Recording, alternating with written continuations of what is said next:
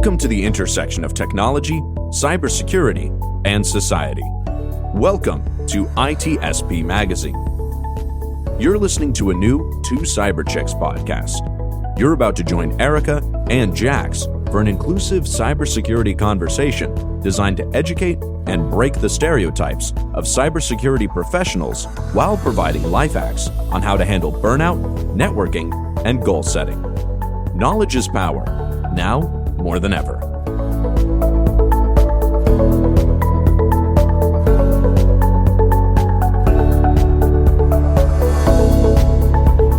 Welcome to Cyber Chicks fam. Today we're chatting with a cybersecurity professional who broke into cybersecurity last year and is working as a junior security analyst.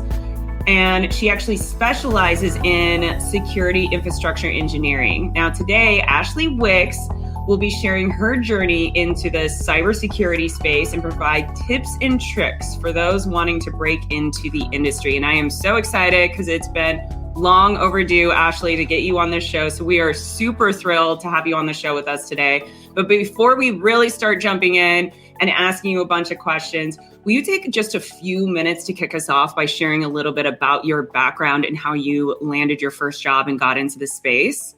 Sure. Thanks, Jax. Thanks, Erika. Thanks for having me here. I am super excited to be here. So it's a little story how I actually fell in cyber. It was back in 2019. I would say it was not unfortunate. And I actually had a fall back in 2019 at the gym on a cold winter day on a weekend on a Saturday, 8 o'clock in the morning. I don't know what I was doing. It was meant to happen. And it was just not even a bad fall. It was like a little fall. I was just doing a class at the gym and I fell and my hand dislocated. And I got up and everyone was like, "You okay?" I was like, "I'm okay." But then I was like starting to going passing out. I'm like, everyone was asking, "Are you okay?" And I actually was going to pass out, found out my hand was dislocated. And 10 minutes into the class, I was at the hospital and I was passing and I could feel I was flying. Anyway, cut the long story short, and a guy broke an elbow and a stitches, couple screws after. I actually lost a contract I was doing at that time back in 2019, COVID-19, all of them all together after my rehab when I was ready to come back to work. There was no work because it was COVID-19, everything's shutting down. And I was in the search mode and I wanted to do something I could grow into the next 10, 20 years. And I want to progress and I hate anything in the same space for a long time. I was pretty much in the search mode and I was doing research online and I fed a couple of websites my phone number and I got an interesting call and go, "Hey, my past life was telco engineering / networking. So I had my hands on for past 8 years from 2019 probably 2012. And I thought maybe this call is a good one because he said, "Hey, you have networking background. You can actually transition to cyber security." So that was the first time I heard, okay, you can transition from that to this one. And the gentleman who actually made the call was super genuine. I could tell it wasn't a sales call. It was a sales call / he was looking for the right people. And I honestly spent about 2 hours talking to him in 2 sessions because I wasn't sure if I was going to do it or not. But it was a set of courses that I could do to transition to get my background ready. So yeah, that's how I fell in cyber. Wow. Sorry about the long story about the fall, but that brought my whole me and brought me to zero and got me off the ground again. Ashley, I love that you remember the time, the place, everything when this happened. I actually loved the story. That was great. So I'm curious, what exactly was it that struck your interest about cybersecurity? So I understand, where you were, what was going on in the world, but what was it that made you think, maybe I will give this a try? Because I was saturated in telco and networking. I want something that goes into the future because I like futuristic sci-fi. That's my interest, right? I look into 100, 200 years into the future. I want to contribute something. And I felt like, okay, talking about cyber security, that actually touches, and there are a lot of new things coming into the future. And I wanted to be a part of it, and I want to contribute. And I want to, like in probably 20, 30 years into the future, if I look back, I want to say, hey, that was coming up as cybersecurity. That was not there before. Now I've been a part of it. And there's the cool things you can do. And cybersecurity is massively domained. So you can choose your domain to go into specializing yourself. I like options. And I think that just sparked my interest. Yeah, you are definitely somebody who likes options and challenge, because you and I have been talking for a few months now as like mentor, mentee. You've been helping with Outpost Gray, which I'm so grateful for, because you have so much, you're very creative. And a lot of things, I feel like from the time that I've known you, you just have a creative mind, and people like that can't be in something that's repetitive, because it starts to really impact our overall quality of life, because we need changes. I'm the same way. What I've started to realize too, is I kind of need some stability with uncertainty. Like there needs to be a balance there. But I used to live in a place of just uncertainty, which is kind of cybersecurity, let's be honest. A lot of uncertainty. Sure. I'm curious for you, like coming into this space, there's a lot of challenges that we see. We see, at least within the United States, just so the listeners know, Ashley's actually in Australia. So I'd love to get your take on how are those challenges for you entering the industry, and what are some top challenges that you faced when you broke into the industry, and how did you confront those? The first top, let's say first of the top is challenges. The experience, it's like the chicken and the egg option there. Like seriously, that's the same scenario. Do you have a job, then you can get experience, or you can't have the job if you don't have experience. It's like the chicken and the egg. So I had the same thing going on here, but then I would say how to tackle that challenge was to get yourself certified. So get yourself off the ground, doing some background certification. I did CompTIA Security Plus because I had the networking background. I didn't have to do those. Thankful for that, my experience. But that actually got me off the ground. And the other challenge was pretty much the network. Who to talk to, who's the right people to reach out to. It's just don't ever forget that everyone else is looking for you just as you are looking for a job. So it's just the same. There's a two side to it. You are looking for a job and people looking for you. So that connection, that bridge, I don't know how to match that bridge to connect those two roads together. That's the second one. And the third one was I haven't done an interview for probably 10 years. I didn't know how to face for an interview. And I was super friendly. I thought, okay, this is the way I'm going to go. And it worked. Trust me, that I thought it was a challenge. I didn't know how to face an interview, but it just worked. But then you have to interview the company that you're going to join into. And that's something you have to be mindful of. What do you really want to do? Who you're really going to work with? If you know what you are looking for, it's really easy for you to work. So I think you have to get your mind, your background ready, technicality or whatever you want to specialize in, and then go to your network. And then third, be clear of what you really want to do into the future about 10, 20 years. So it makes life so much easier. Yeah, that's great. Those are great tips, honestly. Great insight too. And this is a question that Jax and I get all the time. Hey, I'm wanting to break into the industry. What should I be doing? So you mentioned getting your background ready, getting the technical specifications ready. So Security Plus is something, that was one of the first exams that I ever took. Curious, what was your study technique for that? Were there any resources that you leveraged? Any timing that you gave yourself? Any tips or tricks around your study mechanisms for anybody listening that is wanting to do the same? Yeah, so I pretty much get myself hyped up first. I need to like it to remember. I have to make it fun before I try to cram information in my head. So I look at videos that gets me hyped up. The cool things you can do with the knowledge or the tools you're going to learn in that course. You go with your object domains and you see, Cypher, and see how you can secure your data in transit. The cool things you can actually do when you actually work in the industry, that gets you hyped up. Yes, I can do stuff and I know these things. And then you want to learn because you can apply those later. So that was my first technique. just to get myself talked into the course. And then I will actually go through the whole course, skim through, and then go into details pretty much like every domain, every topic, just know inside out. And then you don't have to remember because you just know. I will test my capacity. Some days my memory is so fresh and so good, and I will go hard at it. And I know when I saturate my brain and I stop and reset and pick it up again when I want to. But if I set my goal, say about in 2 months, I want to get it done. I actually got my SEC class done in probably 3 months. I didn't know anything about it. I didn't know what cipher, how you use the SHA-1, SHA-2, all these cool ciphers that we use when done transit. I just went at it, like honestly embraced the whole thing, and I want to learn it. I want to pass it. And I did summaries, and I actually learn and write. I read and write.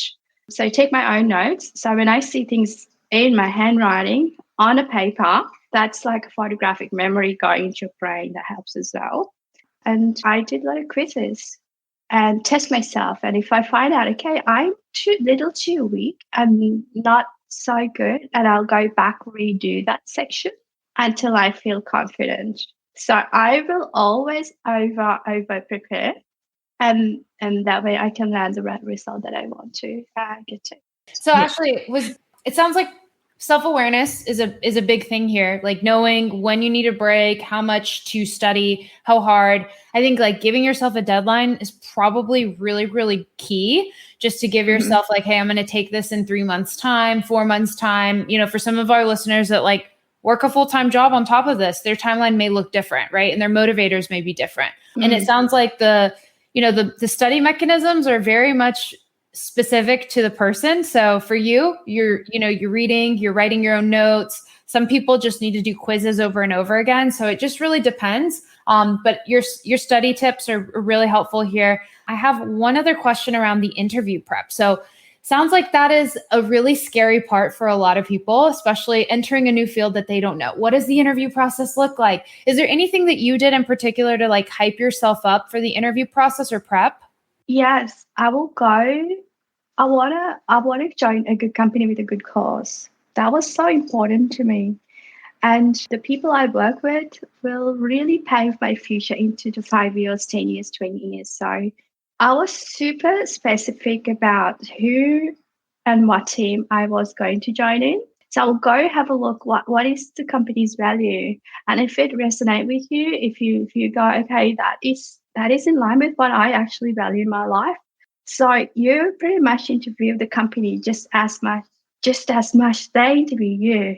Don't forget that. So they need you just as much as you want them. So don't forget, don't be desperate. And when you're desperate, you actually close a lot of portals for you. Communication portal get most of the time closed because you're desperate and you just want the job. That's the only thing you focus. Don't focus on that, because if things are right, if the background and everything else is right, it's going to be your job. So don't forget about that part. I always go, okay, these people are my best friends. They want me. So that's my main focus. They want me, and I had to show them why they should have me in their team. And then you talk to it, and your intuition and your words and everything flows. And if they're not right people, you won't be able to communicate properly. And it's not a loss. It's just an experience. So yeah, and just see them as best friends and talk naturally, see what you can do, the magic you can do, and be confident about yourself, because you are a prize and you're skilled and you got what they need and they're looking for it. I have a follow-up question to that, Ashley, because you're military, right? I was enlisted. I could not really get into it, and I was a reserves telco engineer for the Australian Army. I was working full time. Yeah. And then I wanted to give back something to the country. And yeah, there were a couple of hurdles for me to keep going, but that was a good experience that I got. I got up to halfway of the training, the recruit training. I did a little bit of weapon training as well. Oh my God, the weapons are so heavy when you have to do the training all day. And yeah, that was good. It was good. And that's where you got your telecom experience, was in the military. That's where you started. That's where I started. No, that was halfway. I started my telco journey back in 2012, and I joined the Royal Australian Army to keep going back in 2016, maybe. Yeah. Okay. That's Yeah. awesome. So that helped as well. Do you think that being in the military helped with building your confidence and knowing your worth? Because that's what you were kind of talking about on the interview side, is really stepping into who you are and your worth, and not coming in with an ego, but being able to know your worth and sell yourself, but also knowing that you're interviewing them. And do you feel that the military, being in that role, helped with your confidence to be able to do that? I definitely think so. The training we went through was hardcore. That actually builds up, boosts up your confidence, what you can do, what you can't do, what your limitations, and hell yeah. That was a really hard training I've done. Like, honestly, the worst and the best boot camp. After I finished it, I was like, I was missing the whole of it. And I hated the whole time I was there, but I was missing after. Yeah. That's awesome. Wow, that's awesome. I can't even imagine how tough your guys' boot camp is. That's amazing. Well, good for you. I love that. I just had to throw that in there because that was something I wanted to highlight, that you were a veteran, you've gone through that. And on top of it, you got those additional skills that helped you get into cybersecurity. So today, as we're talking, you're in cybersecurity. Yay! A journey. Yeah, a journey and an accomplishment that so many people today listening to this are working through right now. Like, it's a challenge for a lot of people. What do you enjoy most now about being in this space? Now that you've made it over and you're in the community, how is it going for you? Because I was a freshie breaking into cyber, I haven't been a junior for a very long time, but the company I joined has the good values. I'm not going to name drop, but it's such a good human company. It comes to the place of what we talked before, like you interview the company just as much they interview you in the interview process, and they actually practice the values that they talk about the company. And I had the best welcome into the team, and that was so comforting. And because I was a junior, they gave me the opportunity to go test water in different domains in cyberspace in our company. That was like the best thing ever, because I didn't get pigeonholed in the first couple of weeks. And okay, this is where you're going to go. This is what you're going to do. And they did not dictate that. They said, hey, Ashley, just test your water. They gave me opportunities, and I could test water in different areas like, okay, GRC space, and then security operations and security infrastructure. My mentor was in security infrastructure, and the cool things he was doing while I was watching when I joined last year, it inspires me. The background knowledge that he had a lot of experience, and I enjoyed watching it, and I pictured myself doing those things. And now I'm working on a lot of infrastructure engineering with another wonderful mentor, and he's enjoyable to work with and inspires me. He has faith in me, the whole totality of it. How we start, how we actually plan what we're going to do, and then have fun doing it, and then hit the results, and you actually celebrate the whole thing. That is just so important to me. Joy is my first factor in my life. I have got 4 values: joy, grace, care, and progress. When I have all those 4, when I'm doing tasks, like, it doesn't matter how small or big or experienced person or a junior, it's just a whole totality comes into place. And it's just that everything I do in my team, honestly, I freaking have fun and I love it doing it. So yeah. Oh, that's so great. I'm feeling like so hype right now. Ashley, everything you're saying resonates with me. I'm like, yes. I love to feel that way. I think it's super important to keep us motivated. So quick question about mentorship. So do you have any tips and tricks for finding the right mentor?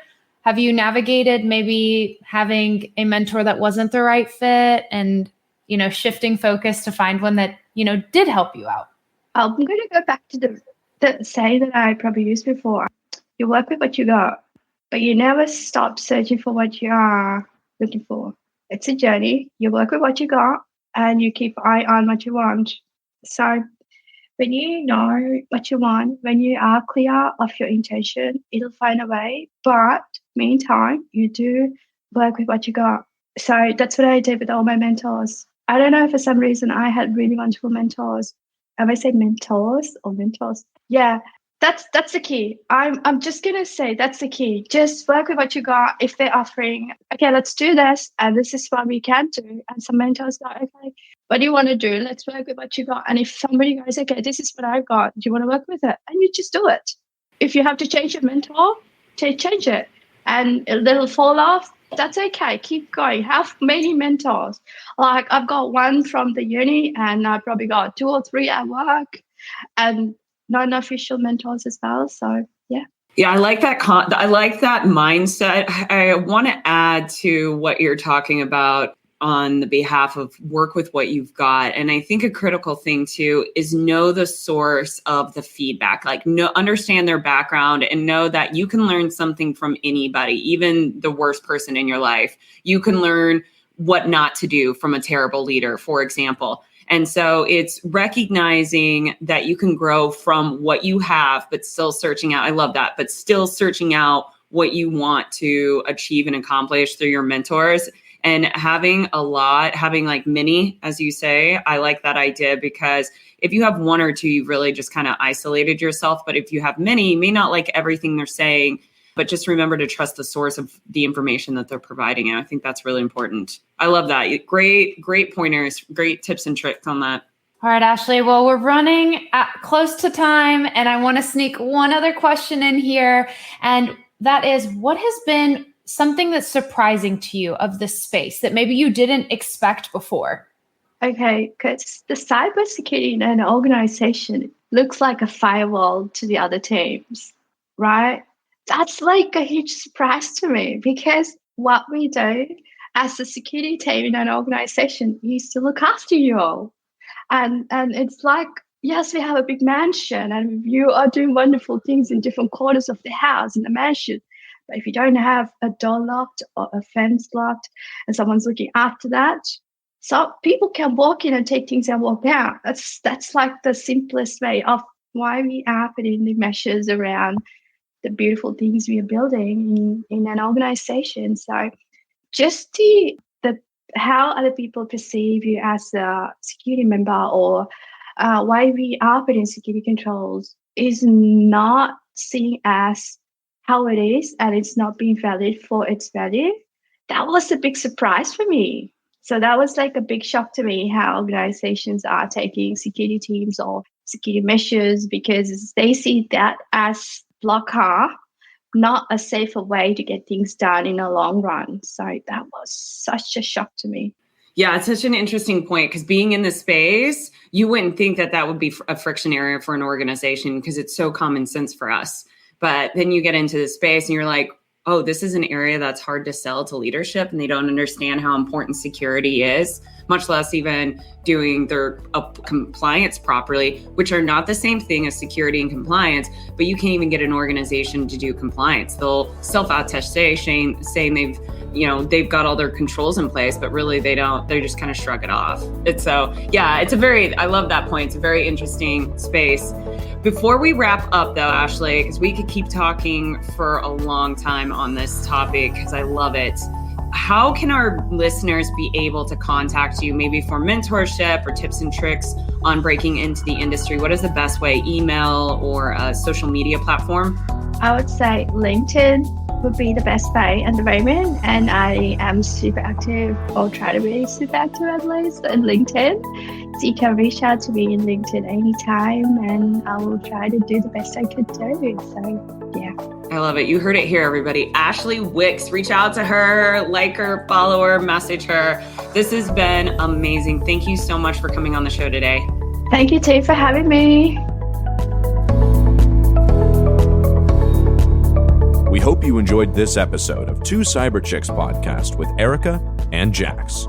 If you learned something new and this podcast made you think, then share itspmagazine.com with your friends, family, and colleagues. If you represent a company and wish to associate your brand with our conversations, sponsor one or more of our podcast channels. We hope you will come back for more stories and follow us on our journey. You can always find us at the intersection of technology, cybersecurity, and society.